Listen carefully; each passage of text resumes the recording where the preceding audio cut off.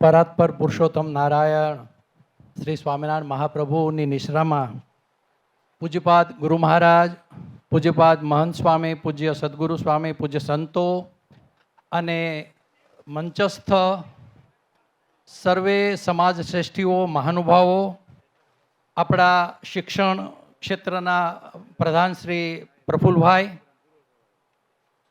અને આમંત્રણને માન આપીને સમાજમાંથી આવેલા સર્વે ભાઈઓ બહેનો, જય સ્વામિનારાયણ.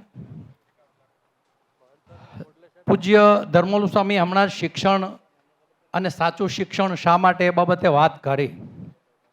હું ભારતની આપણી જે ભવ્ય ધરોહર ગુરુકુળ પરંપરા હતી, 1848માં મકોલ કરીને અંગ્રેજ એક આવ્યો અને એમણે ભારતનો અભ્યાસ કર્યો કે ભારત આટલું સુખી સાધન સંપન્ન છે, એની પાછળ કયા કારણો છે.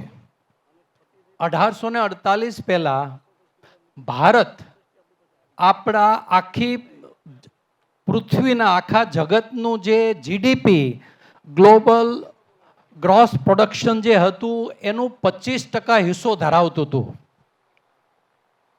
આજે આપણી વસ્તી 140 કરોડ અથવા તો લેટેસ્ટ સર્વેક્ષણ મુજબ આપણી વસ્તી, ભારતની વસ્તી અત્યારે દુનિયામાં સર્વથી વધારે વસ્તીવાળો આ દેશ છે. છતાં પણ આપણે ગ્લોબલ જીડીપીનો ખાલી 3% છીએ, કારણ કે અંગ્રેજોએ આપણી જે પાયાની સંસ્કૃતિ હતી એને નાશ કર્યો.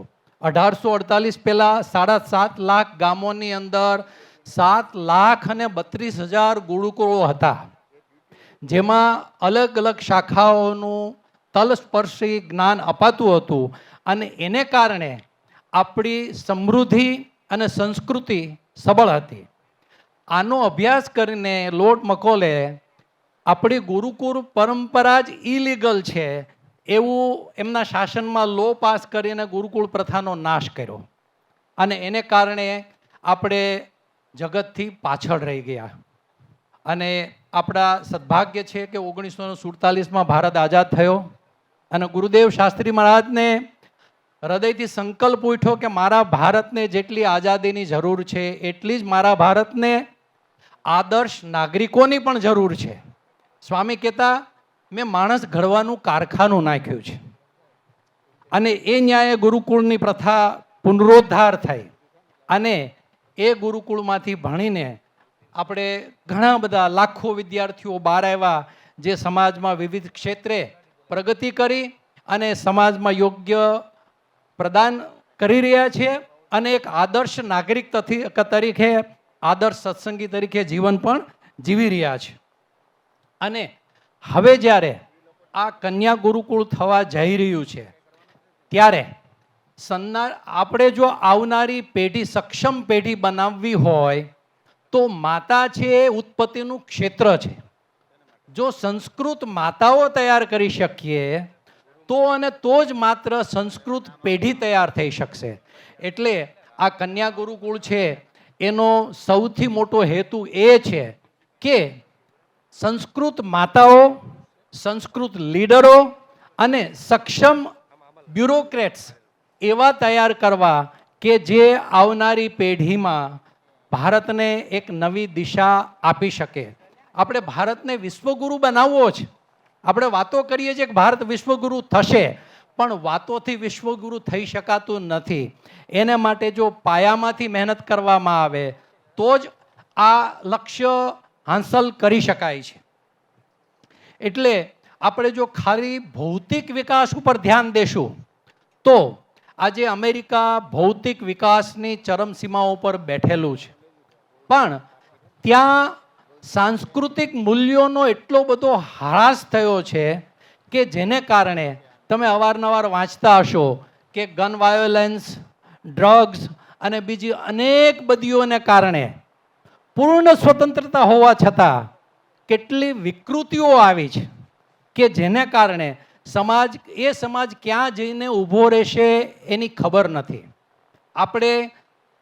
આપણા અહીંયા અધ્યાત્મ હોવાને કારણે પોલીસોની સંખ્યા ઓછી હોવા છતાં પણ સમાજમાં અવ્યવસ્થા જોવા નથી મળતી. પણ જો આને વિશેષ કરીને સંસ્કૃત માતાઓના સર્જનથી હજી એક નવી દિશા આપવામાં આવે તો ખરેખર ભારતનું ભવિષ્ય આપણે ઉજ્જવળ કરી શકીશું. હું મારા અંગત જીવનનો એક થોડો દાખલો આપીશ કે ગુરુકુળ શું કરી શકે છે, અને એના પહેલાં હું થોડું તમને માનવ જીવનનો જે વિકાસ થયો છે એની એક વાત કરીશ. લાખો વર્ષના અંતે આપણે અત્યારે જે સતયુગમાં પ્રવેશ્યા છીએ, અત્યારે સતયુગ રૂપી વાતાવરણ છે, સલામતી છે, કોઈ પણ વસ્તુની કમી નથી. હમણાં જ કોરોના કાળ ગયો, લોકો ઘરથી બહાર નીકળી શકતા ન હતા. એ વખતે પણ સરકારે લગભગ 60 થી 70 કરોડ લોકોને 2 વર્ષ સુધી રાશન પૂરું પાડ્યું આખા દેશની અંદર. આ કેટલી મોટી સિદ્ધિ કહી શકાય. આનો જો બારીકાઈથી વિચાર કરીએ તો આપણને ખ્યાલ આવે કે ખરેખર અત્યારે આપણે સતયુગમાં જીવી રહ્યા છીએ. પણ આ માનવ યાત્રા લાખો વર્ષને અંતે અહીંયા પહોંચ્યા એની પાછળ સૌથી મોટું કારણ છે જ્ઞાનનો વિકાસ. અને એ જ્ઞાનને કારણે જે માનવ સમાજ છે એ નાના નાના ટૂલ્સ ડેવલપ કરી શક્યો, કે જે ટૂલ્સને આધારે આપણે એક પ્રોડક્ટિવિટી ઊભી કરી શક્યા અને માનવ જીવનને સરળતા ઉપર લઈ જઈ શક્યા. અને એ સરળતાને કારણે વિશેષ અને વિશેષ જ્ઞાનનો વિકાસ થતો ગયો.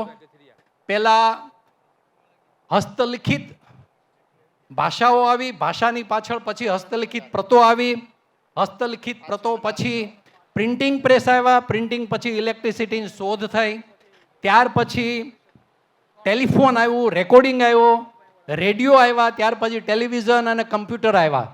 કમ્પ્યુટર પછી ઇન્ટરનેટના માધ્યમથી આખા જગતમાં માનવ સમાજે જે કાંઈ જ્ઞાનની ઉપલબ્ધિ કરી હતી એ તમામ જ્ઞાન અત્યારે આપણા હાથમાં, આપણા સ્માર્ટફોનમાં આવી ગયું છે. એટલે જ્ઞાન શીખવા માટે આપણે ક્યાંય જવાની જરૂર નથી.